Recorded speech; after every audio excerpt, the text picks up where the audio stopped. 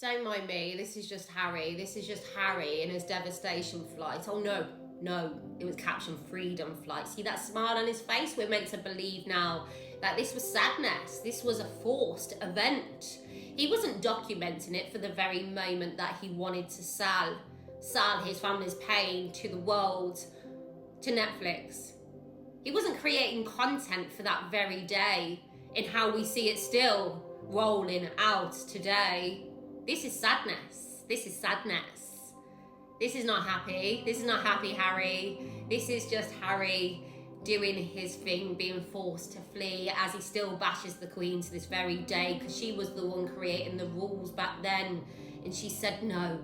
She said no to 50-50. This institution that they speak so much hate about, along with their mates also, they wanted to stay half in. They wanted to remain a part of, which tells me that they pretty much are in support of. But she said no. And by the looks of it, in my opinion, they said we'd do it anyway. And that's what they've done, 50-50, half in and half out. Two lanes. They've played the games all this time. And in my opinion, Piers Morgan done the right thing when he released the names. He stopped them. He nipped it in the bud. No longer could he hold his family ransom. Because that's what they've been doing, placing them in fear. We watched that smile on his face. They framed it that way. Bid for freedom. We watched them go and collect awards for bringing down institutional racism for the family they wanted to remain half in.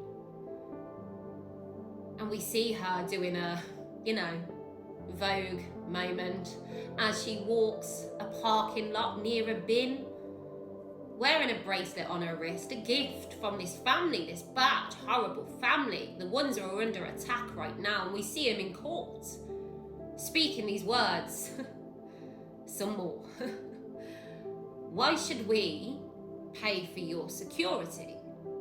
I don't mind paying extra security out of my money each week for William and Catherine right now, for all the hate and the targeted assault that's coming their way because of your words. But for you, a prince who has become the face of the anti-monarchy, who also claims to love this home, this is what they've been doing. They've been doing 50-50 anyway. They've been speaking this hate with a backup of "but we love." They've been winding the traffic, collecting awards, but making phone calls. Because it's a tightrope right now, because they want to keep the hate, to keep the buzz above their name, because they got nothing else to bring. But they also need to clasp on to that family, those titles, to create more buzz around their name. Piers Morgan, bringing those names out, if placed them in a place where they need to pick a lane. Lane A or B, which one is it? You hate the family or you love the family? If you love them, you step up and make a statement. But no, they can't do that because they're going to piss off lane B. Then everyone's not happy with Harry and Meghan,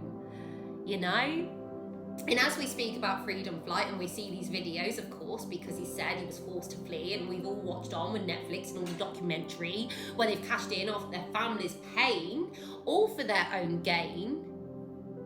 We think, why were you documenting that day? Why was it so important for you to have a camera in your face, Harry? Which brings us back to before the royal family asked them to get out. And when Oprah came round for tea, a cup of tea and not cots, because they'd never believe it. They would never believe that the prince was living in this skanky little cottage on Kensington grounds. Why was she round for tea? Because I can't recall seeing her out with Meghan for tea prior to her marrying you, Harry. Or was it setting in place the audience of today, where she would say, and we would see her say, "Never believe it"? At this point, as someone who's grown watching Harry and who's gone through this whole cycle of watching him and thinking he is a victim. I just see an entitled little prince who is set out to convince the world they are all wrong, no matter the lies that will spill out of his mouth to try and bend the curve to make her be loved and received in a kinder way. But that was done the minute she treated her dad and family that way. Human beings are very basic. We get born into a family. They piss us off, they get it wrong, we argue with them, we fall out, and some have to cut ties and walk away. But to watch on as all he gave, and she simply cut him out in that way. Didn't go to his bedside when he was poorly and weak. No matter the words that had been spoken, she never wanted to give him that peace. And that's why people will look at your wife and never accept. So yeah, what a mess. Years on, and we're still back to bashing the Queen because she made the rules back then. You can't even let her rest in peace, in my opinion. But of course, you want the security, you want the applause, you want the awards, you want it all. No matter the pain you cause. Again, human beings are quite basic.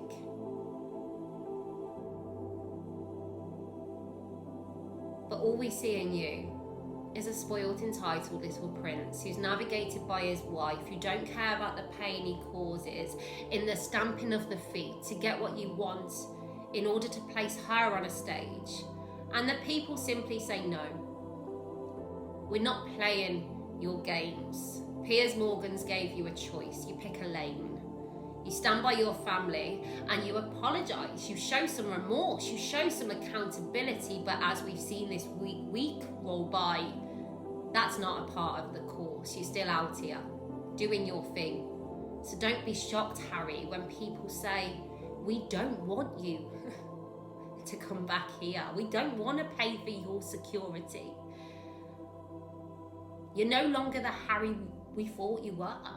Maybe the royal family protected you from. So yeah, that's just my bit. A roundup of the week in how I think, oh my God, Harry. But yeah, don't he look sad? Really? Poor Harry.